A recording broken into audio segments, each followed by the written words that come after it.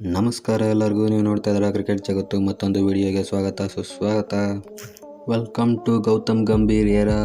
ಗೌತಮ್ ಗಂಭೀರ್ ಅವರು ಮೊದಲೇ ಹೇಳ್ದಂಗೆ ಟೀಮಲ್ಲಿ ಹೊಸ್ದಾಗಿ ಏನಾದ್ರು ತರ್ತಾರೆ ಅಂತ ಗೊತ್ತಿತ್ತು. ಹೊಸ್ದಾಗಿ ತಗೊಂಬಂದಿದ್ದಾರೆ. ಇಲ್ಲಿ ಯಾರು ಬರೀ ಬೌಲರ್ಗಳಲ್ಲ, ಇಲ್ಲಿ ಯಾರು ಬರೀ ಬ್ಯಾಟ್ಸ್ಮನ್ಸ್ಗಳಲ್ಲ, ಇಲ್ಲಿ ಎಲ್ಲರೂ ಬೌಲರ್ಸು ಎಲ್ಲರೂ ಬ್ಯಾಟ್ಸ್ಮನ್ಸ್ ಅನ್ನೋದನ್ನು ಈ ಸೀರೀಸಲ್ಲಿ ಪ್ರೂವ್ ಮಾಡಿದ್ದಾರೆ ಗೌತಮ್ ಗಂಭೀರು. ಸಪ್ರೇಟ್ ಬ್ಯಾಟ್ಸ್ಮನ್ಸ್ ಅಂತ ಇಲ್ಲ, ಸಪ್ರೇಟ್ ಬೌಲರ್ಸ್ ಅಂತ ಇಲ್ಲ, 11 ಜನನು ಆಲ್ರೌಂಡರ್ಸ್ ಅಂತಲೇ ಕರೆದಿದ್ದಾರೆ ಅಂತ ಅನಿಸುತ್ತೆ. ಪ್ರಾಬಬ್ಲಿ 11 ಜನ ಪ್ಲೇಯಿಂಗ್ 11 ಯಾರಿದ್ರು ಎಲ್ಲರಿಗೂ ಹೇಳಿದ್ರು ಅನಿಸುತ್ತೆ, ಎಲ್ಲರೂ ಬ್ಯಾಟಿಂಗ್ ಆಡಬೇಕು, ಎಲ್ಲರೂ ಬೌಲಿಂಗ್ ಆಡಬೇಕು ಅಂತ. ಒಂದು suspense, thriller, action, high drama ಮೂವಿನ ನೋಡ್ದಂಗೆ ಆಯಿತು ನಿನ್ನೆ ಮ್ಯಾಚು. ಫಸ್ಟ್ ಬ್ಯಾಟಿಂಗ್ ಆಡಿದಂಥ ಇಂಡಿಯಾ 137 ರನ್ಸ್ನ ಹೊಡಿತಾರೆ 20 ಓವರಲ್ಲಿ. ಮೇನ್ ಕಾಂಟ್ರಿಬ್ಯೂಷನ್ ಬಂದಿದ್ದು ಅಂದರೆ ಶುಭ್ಮನ್ ಗಿಲ್ಲು, ವಾಷಿಂಗ್ಟನ್ ಸುಂದರು, ರಿಯಾನ್ ಪರಾಗ್. ನಾನು ಈ ಸೀರೀಸ್ ಪ್ಲೇಯಿಂಗ್ 11 ಮಾಡೋಕ್ಕಿಂತ ಮುಂಚೆನೇ ಹೇಳಿದ್ದೆ, Washington Sundar should be all-rounder, batting all-rounder and bowling all-rounder. ಡೀಸೆಂಟಾಗಿ ಬ್ಯಾಟಿಂಗ್ ಆಡ್ತಾರೆ ಅಂತ. RCB ಇದ್ದಾಗ ಅವ್ರು ಅಷ್ಟು ಬ್ಯಾಟಿಂಗ್ ಆಡಿರಲಿಲ್ಲ. ಆದರೆ RCB ಬಿಟ್ಟು ಹೊರಗಡೆ ಹೋದ್ಮೇಲಿಂದ ಅವ್ರು ಬ್ಯಾಟಿಂಗ್ನ ಇಂಪ್ರೂವ್ ಮಾಡ್ಕೊಂಡಿದ್ರೆ ಒಳ್ಳೆ ಬ್ಯಾಟಿಂಗ್ ಆಡ್ತಾರೆ ಡೌನ್ ದ ಆರ್ಡರ್ ಅಂತ. ಅವ್ರನ್ನ 2 ಮ್ಯಾಚಲ್ಲೂ ಹಾಕ್ಕೊಂಡಿರಲಿಲ್ಲ. 3ನೇ ಮ್ಯಾಚಲ್ಲಿ 4 ಜನಕ್ಕೆ ರೆಸ್ಟ್ ಕೊಟ್ಟು ಅವ್ರನ್ನೆಲ್ಲ ತೊಗೊಂಬಂದಿದ್ರು. ಅವ್ರಾಗ 3 ಜನ ಮೇನ್ ಕಾಂಟ್ರಿಬ್ಯೂಷನಿಂದ 137ನ ತಲುಪ್ತಾರೆ ಟೀಮ್ ಇಂಡಿಯಾ. ಇನ್ನು ಬ್ಯಾಟಿಂಗ್ಗೆ ಬಂದದ ಶ್ರೀಲಂಕಾ ಓಪನರ್ಸು ಅವರ ಟಾಪ್ 3 ಬ್ಯಾಟ್ಸ್ಮನ್ಸಲ್ಲಿ ಇಬ್ಬರು 40+ ರನ್ಸ್ನ ಹೊಡೆದ್ರೆ ಒಬ್ಬರು 20+ ರನ್ಸ್ನ ಹೊಡಿತಾರೆ. ಬಿಟ್ಟರೆ ಮಿಕ್ಕವ್ರು ಯಾರೂ ಡಬಲ್ ಡಿಜಿಟ್ನ ದಾಟಲ್ಲ. ಈ ಸೀರೀಸಲ್ಲಿ 3 ಮ್ಯಾಚಲ್ಲೂ ಕೂಡ ಶ್ರೀಲಂಕಾದವರು ಲಾಸ್ಟ್ 5 ಓವರಲ್ಲಿ ಮ್ಯಾಚ್ನ ಕಳ್ಕೊಂಡಿದ್ದಾರೆ ಅಂತ ಹೇಳ್ಬೋದು. 30 ಬಾಲ್ಸಲ್ಲಿ ಅವ್ರ ಮ್ಯಾಚ್ನ ಉಲ್ಟಾ ಪಲ್ಟಾ ಮಾಡ್ಕೊಂಡು ಕಳ್ಕೊಂಡಿದ್ದಾರೆ. ಲಾಸ್ಟ್ 30 ಡೆಲಿವರಿ 29 ರನ್ಸ್ನ ಹೊಡೆದು 7 ವಿಕೆಟ್ನ ಕಳ್ಕೊಂಡಿದ್ದಾರೆ. ಲಾಸ್ಟ್ 2 ಓವರಲ್ಲಿ ನಡೆದಂಥ ಡ್ರಾಮಾ ಸಖತ್ ಸಸ್ಪೆನ್ಸ್ ಆಗಿತ್ತು.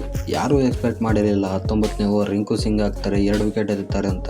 ರಿಂಕು ಸಿಂಗ್ ಹಾಕಿದ ಓವರಲ್ಲಿ 3 ರನ್ ಕೊಟ್ಟಿದ್ದು, ಎತ್ತಿದ್ದು ಮಾತ್ರ 2 ವಿಕೆಟು. ರಿಂಕು ಸಿಂಗ್ ಓವರ್ ಆದ ತಕ್ಷಣ 20th ಓವರ್ ಈ ಸಿರಾಜ್ಗೆ ಬರೋದು ಅಂತ ಎಲ್ಲರೂ ಎಕ್ಸ್ಪೆಕ್ಟ್ ಮಾಡಿರ್ತಾರೆ ಪಕ್ಕ. ಯಾಕಂದರೆ ಸಿರಾಜ್ ದ ಬೆಸ್ಟ್ ಬೌಲರ್ ನಿನ್ನೆ ಮಾಡಿದ್ದು. 3 ಓವರ್ ಮಾಡಿ ಕೇವಲ 11 ರನ್ ಮಾತ್ರನೇ ಕೊಟ್ಟಿದ್ದು. ಆದರೆ ಬಾಲ್ ತೊಗೊಂಡಿದ್ದು ಸೂರ್ಯಕುಮಾರ್ ಯಾದವ್, ನಾನೇ ಬಾಲ್ ಹಾಕ್ತೀನಿ ಅಂತ. ಕೆಲದಕ್ಕೆ 6 ರನ್ ಬೇಕಾಗಿದ್ದು. ಆ ಓವರಲ್ಲಿ ಸೂರ್ಯಕುಮಾರ್ ಯಾದವ್ ಕೊಟ್ಟಿದ್ದು 5 ರನ್ನು, ಎತ್ತಿದ್ದು 2 ವಿಕೆಟು. ಮ್ಯಾಚು ಸೂಪರ್ ಓವರಿಗೆ ಹೋಗುತ್ತೆ. ಸೂಪರ್ ಓವರಲ್ಲಿ ವಾಷಿಂಗ್ಟನ್ ಸುಂದರ್ ಬೌಲಿಂಗ್ ಬರ್ತಾರೆ. ಶ್ರೀಲಂಕಾ ಬ್ಯಾಟ್ಸ್ಮನ್ಸು ಕೇವಲ ಮಾಡಿದ್ದು ಅವ್ರ ಬ್ಯಾಟ್ನಿಂದ 1 ರನ್ನು, ಅದು ಇನ್ನೊಂದು ಎಕ್ಸ್ಟ್ರಾ ರನ್ ಬಂದಿದ್ದು. Washington Sundar first ball wide ಹಾಕ್ತಾರೆ. ಅವರು ಟಾರ್ಗೆಟ್ ನೀಡಿದ್ದು 2 ರನ್ನು. ನಮ್ಮ ಕಡೆ ಗಿಲ್ಲು ಮತ್ತು ಸೂರ್ಯಕುಮಾರ್ ಯಾದವ್ ಎಂಟ್ರಿ ಕೊಡ್ತಾರೆ. ಸೂರ್ಯಕುಮಾರ್ ಯಾದವ್ ಫಸ್ಟ್ ಬಾಲಲ್ಲೇ 4 ಹೊಡೆದು ಮ್ಯಾಚ್ನ ಫಿನಿಷ್ ಮಾಡ್ತಾರೆ. ಇಂಡಿಯಾ ವಿನ್ ಆಗುತ್ತೆ. ಸಿಂಗು ಸೂರ್ಯಕುಮಾರ್ ಯಾದವ್ ರಿಸ್ಕ್ ತೊಗೊಂಡಿದ್ದ ಕಾರಣನೇ ನಾವು ಆಲ್ರೆಡಿ ಸೀರೀಸ್ ಗೆದ್ದಿದ್ದೀವಿ, ಏನೋ ಒಂದು ಹೊಸ್ದಾಗಿ ಟ್ರೈ ಮಾಡೋಣ ಅಂತ ತೊಗೊಂಡಿದ್ದಾರೆ. ಬಿಟ್ಟರೆ ಮೇನ್ ಮ್ಯಾಚಸ್ಗಳೆಲ್ಲ ಈ ಥರ ರಿಸ್ಕ್ ತಗೊಳಕ್ಕೆ ಸಾಧ್ಯನೇ ಇಲ್ಲ, ಹೇಳೋಕ್ಕಾಗಲ್ಲ. ಇದೇ ಪ್ರಾಕ್ಟೀಸ್ ಮಾಡ್ತಾ ಹೋದರೆ ಮೇನ್ ಮ್ಯಾಚಸ್ಗಳಲ್ಲೂ ಈ ಥರ ಎಲ್ಲರೂ ಬೌಲಿಂಗ್ ಹಾಕೋ ಸಿಚುವೇಶನ್ಗಳು ಬರ್ಬೋದು. ಮುಂದೆ ಕಾಣಿಸುತ್ತೆ ನಮಗೆ ಈ ಥರ ಎಲ್ಲರೂ ಬೌಲಿಂಗ್ ಹಾಕೋದು. ಇಲ್ಲಿ ಇನ್ನೊಬ್ಬರ ಬಗ್ಗೆ ಮಾತಾಡಲೇಬೇಕು, ಅದು ಸಂಜು ಸ್ಯಾಮ್ಸನ್ ಬಗ್ಗೆ. ನನ್ನ ಪ್ರಕಾರ ಸಂಜು ಸ್ಯಾಮ್ಸನ್ಗೆ T20ಲಿ ಇಂಡಿಯಾ ಬಾಗಿಲು ಮುಚ್ಚದಂಗೆ ಲೆಕ್ಕ. ಏನೇನಿದ್ರು ಅವ್ರು ಏನಾದರೂ ಟೀಮ್ ಇಂಡಿಯಾಗೆ ಬರಬೇಕು ಅಂದರೆ ODIನಲ್ಲಿ ಕೊಡೋ ಅವಕಾಶಗಳಲ್ಲಿ ರನ್ ಹೊಡೆದು ಅದು ಇದು ಮಾಡಿ ಕಷ್ಟಪಟ್ಟು ಅವರ ಸ್ಥಾನ ಉಳಿಸ್ಕೋಬೇಕಾಗತ್ತೆ. ODIನಲ್ಲಿ ಕೂಡ ಅವರು ವಿಕೆಟ್ ಕೀಪರಾಗಿ ಬರಲ್ಲ. ಇರಬೇಕು ಅಂದರೆ ಬಂದರೆ ಆ್ಯಸ್ ಎ ಬ್ಯಾಟ್ಸ್ಮನ್ ಆಗೇ ಬರಬೇಕು. ವಿಕೆಟ್ ಕೀಪಿಂಗಿಗೆ ODIನಲ್ಲಿ ರಿಷಬ್ ಪಂತ್ನ ಮತ್ತು KL ರಾಹುಲ್ ಇಬ್ಬರನ್ನ ಬಿಟ್ಟು ಮತ್ತೆ 3ನೇದವ್ರನ್ನ ಹಾಕ್ಕೊಳ್ಳೋಕ್ಕೆ ಚಾನ್ಸೇ ಇಲ್ಲ. ಸಂಜು ಸ್ಯಾಮ್ಸನ್ಗೆ ಒಂದು ಸೀರೀಸ್ ಅವಕಾಶ ಸಿಕ್ಕರೆ 2 ಸೀರೀಸ್ ಬಿಟ್ಟು ಮತ್ತೊಂದು ಸೀರೀಸ್ಗೆ ಅವಕಾಶಗಳು ಸಿಕ್ಕಿದೆ. ಈ ಥರ ಸೀರೀಸಲ್ಲಿ 3-4 ಮ್ಯಾಚ್ಗಳಿಗೆ ಅವಕಾಶ ಕೊಟ್ಟಿದ್ದಾರೆ ಸಂಜು ಸ್ಯಾಮ್ಸನ್ಗೆ. ಆದರೆ ಅವರು ಏನು ಮಾಡಿದ್ದಾರೆ ಅಂದರೆ ಒಂದು 4 ಮ್ಯಾಚ್ ಕೊಟ್ಟಿದ್ದಾರೆ ಅಂದರೆ ಅದರಲ್ಲಿ 3 ಮ್ಯಾಚಲ್ಲಿ ಸಿಂಗಲ್ ಡಿಜಿಟ್ ಔಟ್ ಆಗಿಬಿಟ್ಟು 4ನೇ ಮ್ಯಾಚಲ್ಲಿ ಒಂದು 15, 16, 17 ಅಥವಾ 100 ಹೊಡೆದಿದ್ದಾರೆ. ಆ ಕಾರಣಕ್ಕೋಸ್ಕರನೇ ಅವರು ಇಲ್ಲಿವರೆಗೂ ಬಂದಿದ್ದಾರೆ. ಅವರು ಆ ಮ್ಯಾಚಲ್ಲೂ ಫ್ಲಾಪ್ ಶೋ ತೋರಿಸಿದ್ರು ಅಂದರೆ ಅವರು ಇಲ್ಲಿವರೆಗೂ ಬರ್ತಾನೆ ಇರಲಿಲ್ಲ ಸಂಜು ಸ್ಯಾಮ್ಸನ್.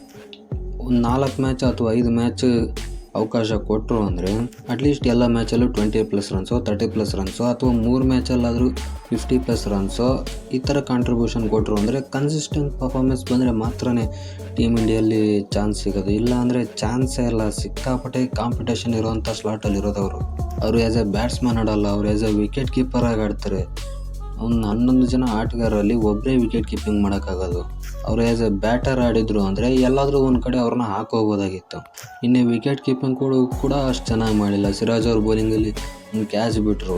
ಈ ಥರ ಎಲ್ಲ ನೋಡಿದ್ರೆ ಸಂಜು ಸ್ಯಾಮ್ಸನ್ಗೆ ನನ್ನ ಪ್ರಕಾರ ನೆಕ್ಸ್ಟ್ ಅವ್ರಿಗೆ ಅವಕಾಶ ಸಿಗೋದು ಚಾನ್ಸೇ ಇಲ್ಲ ಅಂತ ಹೇಳ್ಬೋದು. ಯಾಕಂದರೆ ಯಂಗ್ ಪ್ಲೇಯರ್ಸ್ ಧ್ರುವ್ ಜುರೇಲ್, ಜಿತೇಶ್ ಶರ್ಮಾ ಎಷ್ಟೊಂದು ಜನ ಇದ್ದಾರೆ. ಇನ್ನು ಇವ್ರಕ್ಕಿಂತ ಫಾರ್ ಬೆಟರಾಗಿ ಆಡೋರು, ವಿಕೆಟ್ ಕೀಪಿಂಗ್ ಮಾಡೋರು. ಅದಲ್ಲದೆ ರಿಷಬ್ ಪಂತ್ ಬೇರೆ ಇರೋದ್ರಿಂದ ಇವರಿಗೆ ಚಾನ್ಸ್ ಸಿಗೋದೇ ಅಪರೂಪ. ಅಂಥದ್ರಲ್ಲಿ ಸಿಗೋವಂಥ ಚಾನ್ಸ್ಗಳಲ್ಲೂ ಈ ಥರ ಫ್ಲಾಪ್ ಶೋ ತೋರಿಸಿದ್ರೆ ಹೆಂಗೆ ಚಾನ್ಸ್ ಕೊಡ್ತಾರೆ? ಸಾಧ್ಯನೇ ಇಲ್ಲ. T20 ಸೀರೀಸ್ ಅಂತೂ ಇಂಡಿಯಾ ಗೆದ್ದಾಯಿತು. ಇನ್ನೇನಿದ್ರು ODI series. ಪ್ಲೇಯಿಂಗ್ 11 ಕೂಡ ಬರುತ್ತೆ ನಾಳೆ. ಸಿಗೋಣ.